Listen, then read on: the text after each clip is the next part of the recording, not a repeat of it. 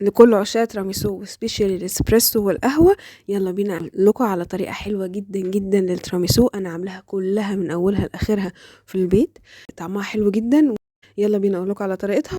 أنا عملت ليدي فينجرز. هحتاج 3 بيضات، هفصل الصفار عن البياض. البياض هحط عليه 3/4 كوباية سكر وهضربهم كويس لغاية ما يبقى مارينج. وبعد كده هحط الربع كوباية السكر المتبقي على الصفار ونفضل نضرب فيه لغاية ما يدينا لون كريمي بالشكل ده. وبعد كده هحط البياض على الصفار واحدة واحدة وافضل اقلب كده، ما احطش الكمية كلها مرة واحدة، هحط حبة في حبة حبة في حبة لغاية ما يدوب الكمية معايا كلها.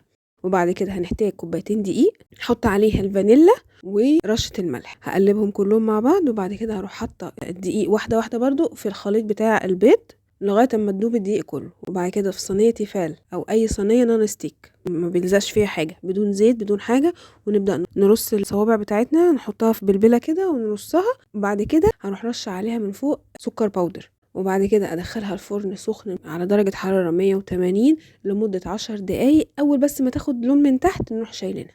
بالنسبة بقى لطريقة التراميسو بنستعمل له حاجة اسمها دبلومات كريم. الدبلومات كريم ده اللي هو كريم شانتيه على البيستري كريم، هنحطهم هما الاتنين بطريقة متساوية، يعني لو ده معلقتين يبقى ده كمان معلقتين. وبنزود عليه ماسكربوني كريم اللي هيها كريم تشيز عادي خالص. نحط كل الحاجات دي مع معلقتين كبار سكر ورشة فانيلا إن أمكن وكوبايتين مية ساقعين. أهم حاجة السقوعية في الكريمة دي. وبس كده نضربهم لغاية ما يمسكوا في بعض. بالنسبة بقى لخليط الاسبريسو، أنا بحب أحط عليه حبة صوص فudge بيديله كده طعم جميل.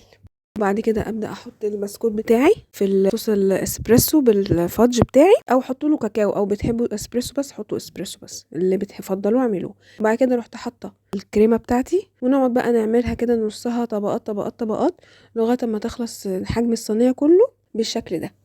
انا بفضل ابيتها ليله في التلاجة عشان يكون كل الاطعمه شربت من بعض. وزوقتها من فوق بالشكل ده. المفروض ان هو بيترش عليها كاكاو من فوق، بس انا عشان الكاكاو بالنسبه لي بيبقى مر بحط معاه حبه سكر. ممكن تعملوا كده وممكن تعملوا كاكاو بس انا حبيتها بالشكل ده اكتر.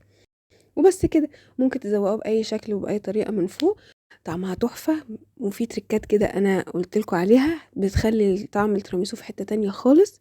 ما تنسوش بقى تقولي ايه رايكم فيها لما تجربوها، وبالهنا والشفا. وما تنسوش تعملوا لنا سبسكرايب وفولو.